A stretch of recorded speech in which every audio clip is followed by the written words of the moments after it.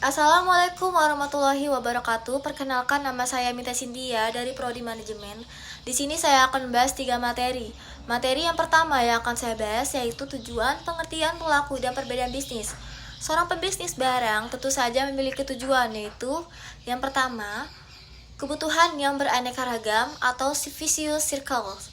Awalnya bisnis adalah bertukar barang atau bertukar jasa karena pada masa itu belum ada uang, sehingga barter antar barang atau jasa sekarang pun hampir tidak berubah, yakni orang berbisnis untuk mendapatkan uang dan uang akan dibelanjakan untuk memenuhi kebutuhannya yang belum dimilikinya. Yang kedua yaitu kebutuhan dan keinginan atau need and wants. Kebutuhan pada dasarnya terbatas, yang tidak terbatas adalah keinginan. Orang yang berbisnis untuk memenuhi kebutuhan hidupnya, namun setelah kebutuhan hidupnya terpenuhi, lahirlah sebuah keinginan yang harus dipenuhi orang yang mendapatkan keuntungan melimpah. Tetap terus berbisnis karena keinginan terus bertambah seolah-olah tidak ada batasnya, dan akhirnya bisnis terus berlangsung karena dorongan keinginan yang kuat dan ingin mendapatkan lebih. Pelaku-pelaku bisnis terdiri atas 1. Karyawan atau employees. Karyawan memiliki peran penting terhadap keberlangsungan bisnis itu tersendiri. Yang kedua, penyedia material atau supplier. Penyedia material atau supplier sangat penting atau dibutuhkan untuk membantu kelancaran kegiatan proses produksi. 3. Pelanggan. Beda bisnis besar dan kecil yaitu bisnis kecil. 1. Umumnya pemilik jadi manajer. 2. Daerah operasi lokal. 3. Organisasi sederhana. 4. Banyak kegagalan. 5. Pemilik serba bisa. Bisnis besar. 1. Manajer bukan pemilik. 2. Regional atau nasional. 3. Organisasi kompleks. 4. Jarang yang gagal. 5. Manajemen spesialis. Batasan usaha industri atau bisnis. Kementerian Perindustrian memberikan batasan perusahaan industri yang terdiri dari kecil, menengah, besar, yakni sebagai berikut. Baik, kita akan bahas industri kecil dulu. Industri kecil adalah perusahaan yang mempunyai kegiatan usaha di bidang industri dengan nilai investasi paling banyak 200 juta, tidak termasuk nilai tanah dan bangunan, serta mempunyai penjualan per tahun 1 miliar atau kurang. Lalu kita akan bahas industri menengah. Industri menengah adalah perusahaan yang mempunyai kegiatan usaha di bidang industri dengan nilai investasi paling banyak 200 juta atau paling banyak 10 miliar, tidak termasuk nilai tanah dan bangunan, serta mempunyai penjualan per tahun lebih besar 1 miliar namun kurang dari 50 miliar. Telah selesai materi yang pertama, maka saya akan melanjutkan materi yang kedua, yaitu tanggung jawab sosial dalam perusahaan. Dalam tanggung jawab sosial perusahaan harus memperhatikan 5 aspek antara lain: 1. Pelanggan atau customer. 2. Pekerja atau employees. 3. Pemegang saham atau stakeholder. 4. Kreditur atau kreditur. 5. Masyarakat atau komunitas. Berikut ini penjelasan yang lebih rinci lagi dari 5 aspek tanggung jawab sosial perusahaan. Yang pertama, tanggung jawab sosial kepada pelanggan. Tanggung jawab sosial kepada pelanggan terdiri atas 2, yaitu pertama, memastikan tanggung jawab bisnis yang terdiri atas 1. Kode etik, menetapkan pedoman atau petunjuk terhadap kualitas produk sekaligus petunjuk-petunjuk karyawan pelanggan harus dipelihara dengan baik. Yang kedua, monitor keluhan pelanggan. Terus dimonitor, jika ada keluhan segera lakukan perbaikan. 3. Memperbolehkan umpan balik kepada pelanggan dengan cara meminta pelanggan untuk memberikan umpan balik terhadap barang dan jasa yang mereka beli. 2. Memastikan tanggung jawab pemerintah. Peraturan keamanan produk, kehalalan produk, kadaluarsa, kandungan, bahan, dan kualitas produk. 2. Peraturan periklanan. Pemerintah melarang iklan yang menyesatkan atau memojokkan produk perusahaan lain. 3. Peraturan persaingan industri.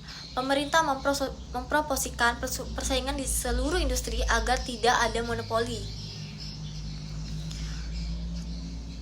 Yang kedua, tanggung jawab sosial kepada pekerja terdiri atas 1. Keamanan pekerja, memastikan tempat kerja adalah nyaman baik, tempat ataupun peralatannya.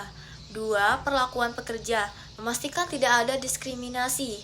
3. Kesamaan kesempatan, kesamaan kesempatan tidak ada sara.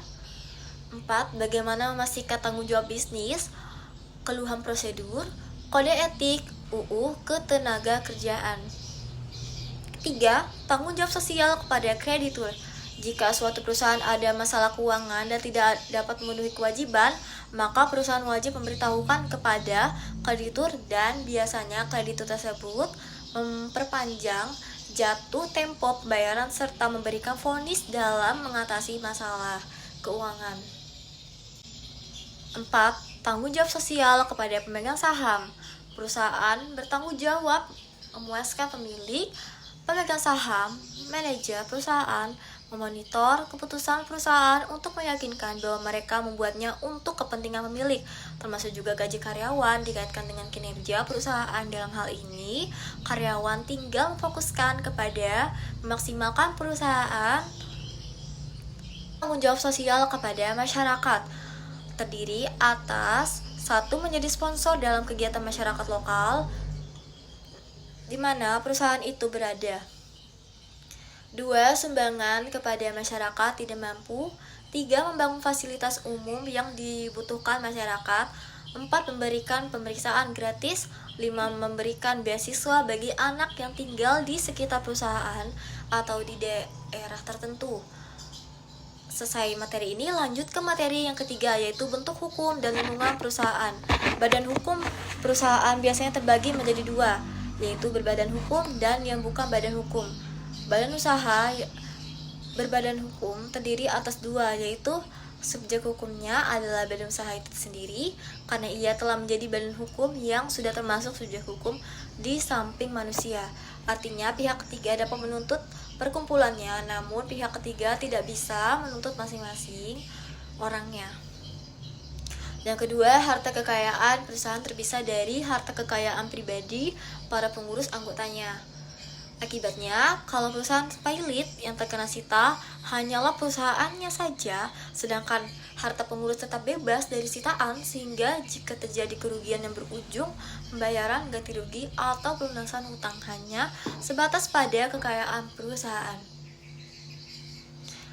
Badan usaha yang termasuk badan hukum yaitu perseroan terbatas atau PT, perusahaan negara atau PN, perusahaan daerah atau PD, koperasi, persero, dan yayasan. 2. Badan usaha yang bukan berbadan hukum terdiri atas 1. Subjek hukumnya adalah orang-orang yang menjadi pengurusnya. Jadi bukan badan hukum itu tersendiri, karena ialah bukanlah hukum sehingga tidak dapat menjadi subjek hukum, sehingga yang dituntut adalah orang-orang oleh pihak ketiga. 2. Harta perusahaan bersatu dengan harta pribadi para pengurus atau anggotanya. Akibatnya, kalau perusahaan pailit, maka harta pengurus ikut tersita juga. Artinya, jika terjadi kerugian yang berujung pembayaran ganti rugi, maka harta kekayaan pengurus dapat menjadi jaminan. Dengan kata lain, pertanggungjawabannya pribadi untuk keseluruhannya.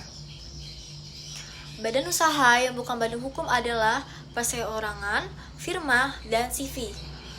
Lingkungan perusahaan atau bisnis terdiri atas 1. Lingkungan teknologi, 2. Lingkungan hukum dan politik, 3. Lingkungan sosial budaya, 4. Lingkungan bisnis. Itu saja. Bentuk-bentuk perusahaan. 1. Perusahaan perseorangan. Perusahaan perseorangan adalah perusahaan yang dimiliki satu individu, akan tetapi dalam prakteknya badan usaha ini kerap kali merupakan perusahaan keluarga, yakni perusahaan yang menggunakan seluruh atau sebagian keluarganya untuk menjalankan kebaikan perusahaan. Perseorangan yaitu 1. Mudah didirikan.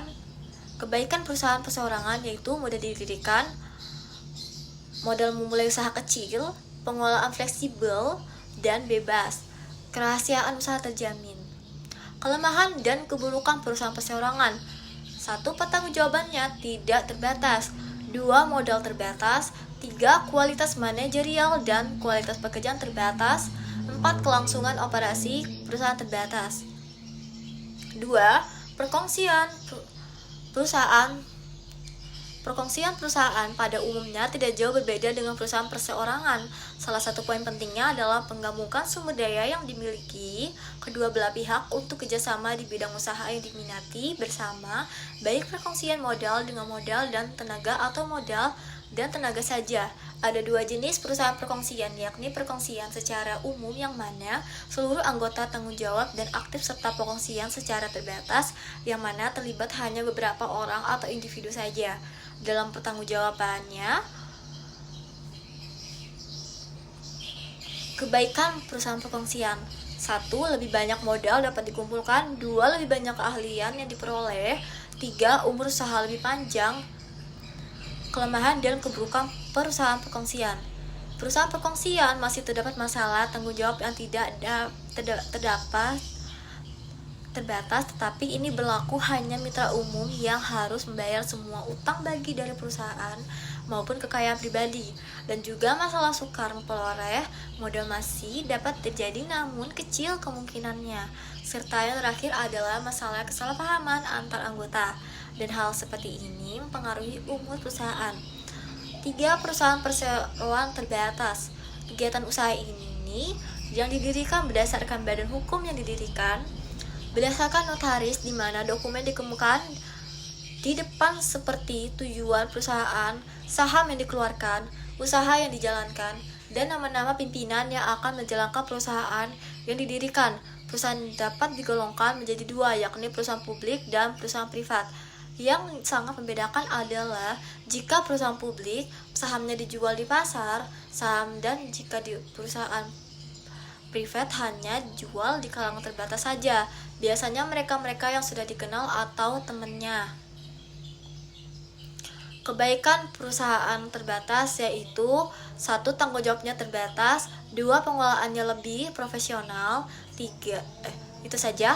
Kelemahan dan keburukan perusahaan terbatas: 1. 2 kali pembayaran pajak. 2. Peraturan yang harus dipatuhi lebih banyak. 3. Dapat mengurangi motivasi kerja. Baik, sekian yang dapat saya jelaskan. Terima kasih. Assalamualaikum warahmatullahi wabarakatuh.